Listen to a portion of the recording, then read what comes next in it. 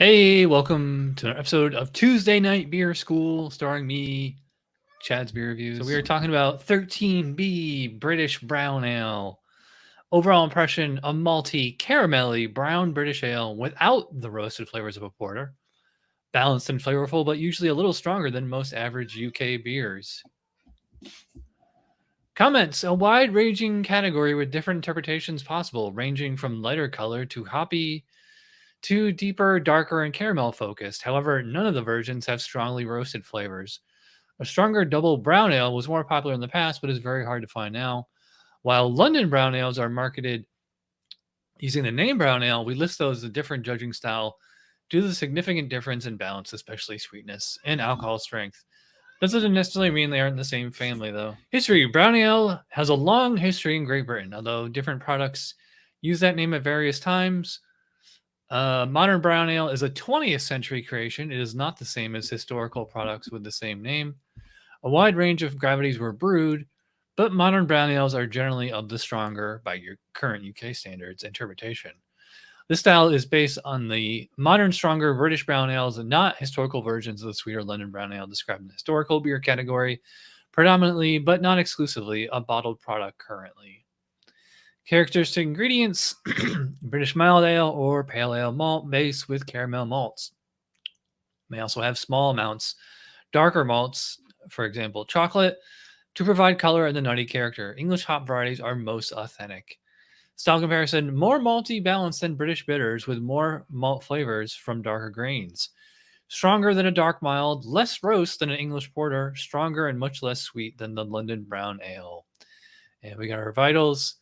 Gravity 1040 to 1052, final gravity 1008 to 1013, 20 to 30 IBUs, 12 to 22 SRM, 4.2 to 5.9% ABV. Commercial examples, AleSmith, that one must be good. I've never had it though. 𝗔𝗿𝗄𝗄 de Maduro, yep, I can get that. Maxim, double Maxim, I think it's a UK beer. Newcastle Brown Ale, which I don't think is a brown ale anymore. I think it's just a amber lager now. Ringwelter Yorkshire Ale, can't get that here. And of course, Samuel Smith's Nut Brown Ale. In fact, we always start with aroma when we're judging beer because the aroma is volatile. So I'm going to stick my nose right in there. The first thing I notice is that there is a definite terroir character to Samuel Smith's beer. I think it's the well water that they use. It's kind of minerally. But I mean, the brown ale, it's yeah, I'm definitely smelling brown malts, toasty, kind of caramelly. A bit of a, like I said, mineral water kind of quality to it. Although I mean, I think that's just this brewer. That's not for the style. Maybe like some floral hops in there, just kind of like the British, probably Fuggles. They probably use. It's like, it's just like a floral kind of character. I mean, it doesn't. It's more subtle, especially if you're used to drinking American. If any American beer, anything tends to be way more hoppy than from the other side of the Atlantic. But aroma, light sweet malt aroma with toffee, nutty, or light chocolate notes, and a light to heavy caramel quality. A light but appearing floral or earthy hop aroma may also be noticed. A light fruity aroma may be evident, but should not dominate. Yeah, okay. So I said, yeah, light sweet malt aroma, absolutely. Toffee, nutty, or light chocolate. Yeah, maybe. Yeah, I could say okay, toffee in there. Actually, oddly enough, I wouldn't call the aroma nutty, although you do tend to get a nutty flavor in the taste, and I don't get chocolate. Light caramel, yes. Peel, yeah. Floral or earthy hop, yep. And yeah, just a general kind of fruity sensation, but should not dominate. Absolutely. All right. So how to score this one? Score for aroma always on a scale of 1 to 12. This one's pretty much on point. I might peg it a little because I think it's a little oxidized. So I'm going to go 9 out of 12. Appearance. All right. So the foam has died down. There's condensation on the glass. And that is straight up brown ale. And actually, if you look at look at my Instagram when I post this picture, you'll see like it has like a beautiful a bit of a ruby glow to it. So it's definitely a little cloudy. I think that's due to the age of the can, and obviously you saw we had a huge, I don't know what color you call that, tan, creamy, frothy foam. Good looking beer.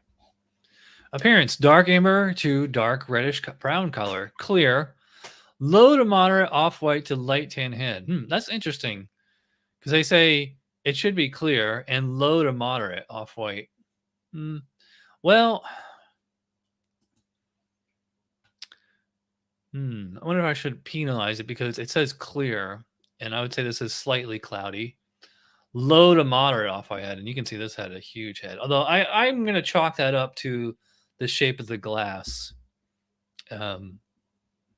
Yeah, so no reason not to give this the full. Well, I mean, I can think of a reason not to, because it said it should be clear, and it's a little cloudy. But also, this is one of the commercial examples of the style, so we can forgive little things here and there. All right, so we're gonna dive in here. Cheers. Hey, we're getting in under 15 minutes. Usually I'm at like 19 or 20 minutes. Cheers.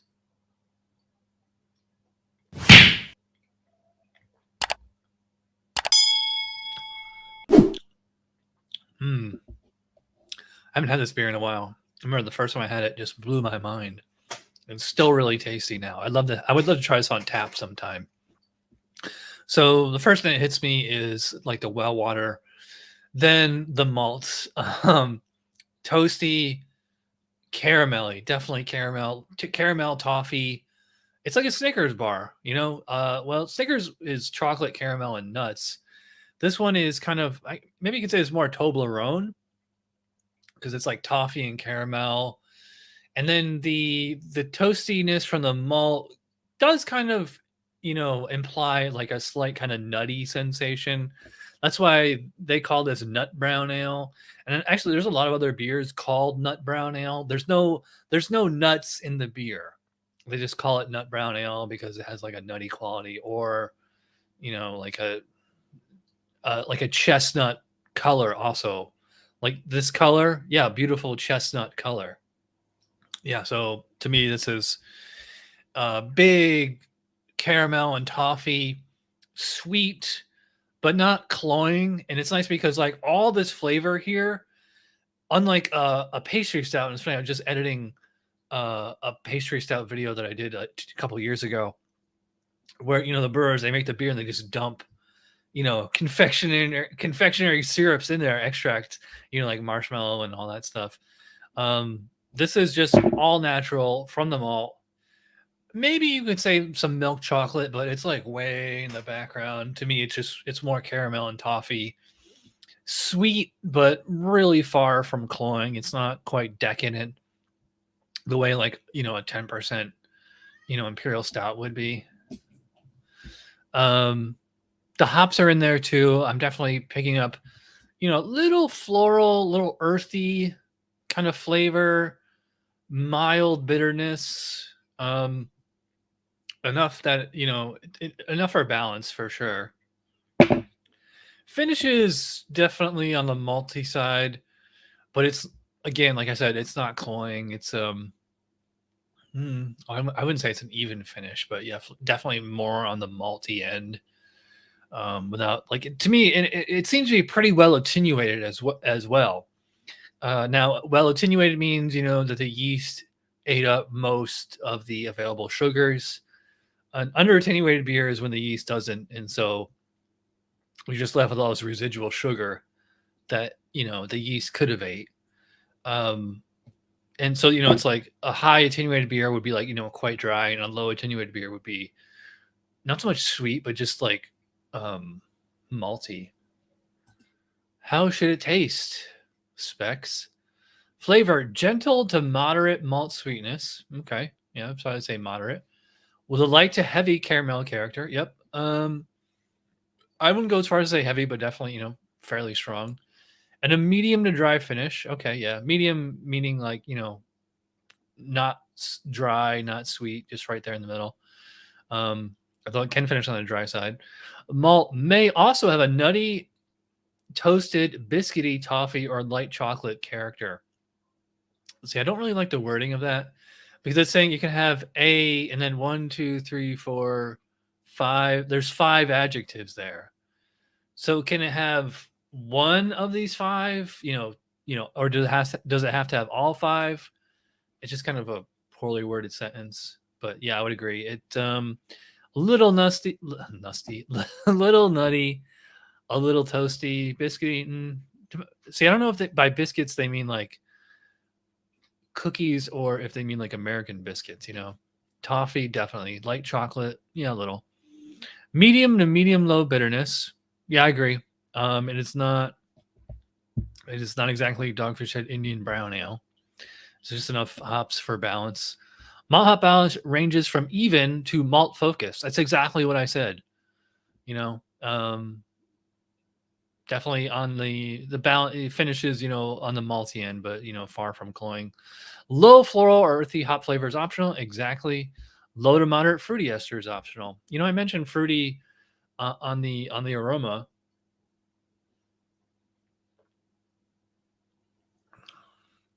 Yeah, there is a fruitiness in the palate as well. So yeah, this is banging on all cylinders as far as flavor goes. I'm gonna go pretty high on this one.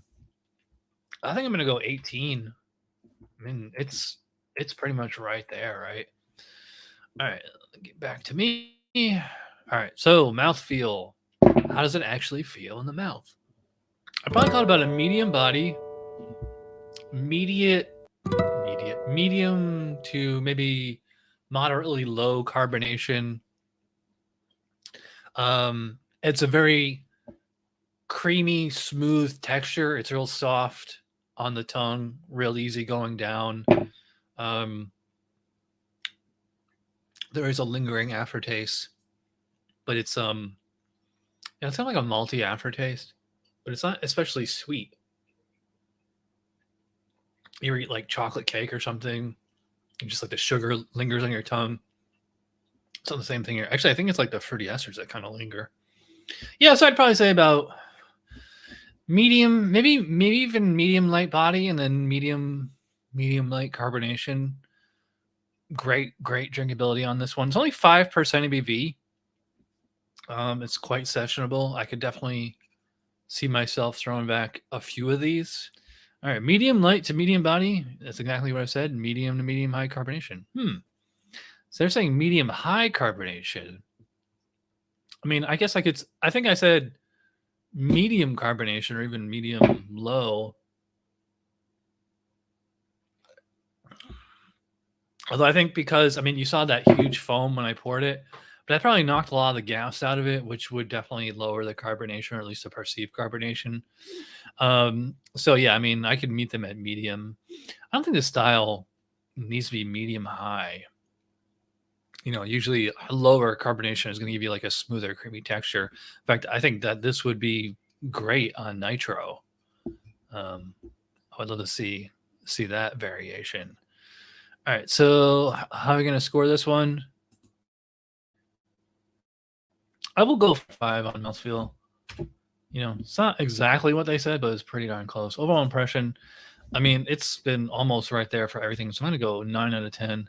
Gives us a final score of 43. Yeah, I would say classic example. I would not say flawless.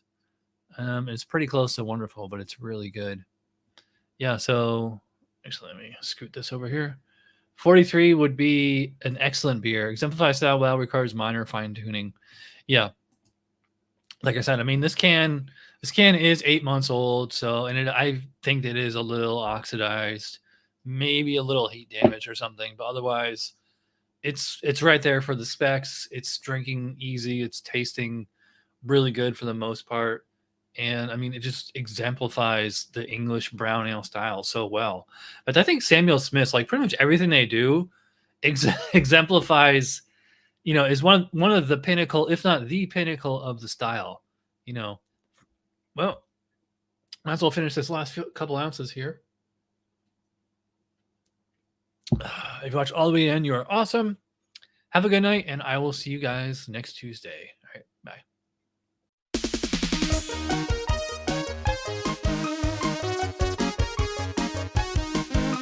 Somebody brewed it. Chad just reviewed it. Thanks for watching Chad's Beer Review. Trust me, the next episode will be a lot better.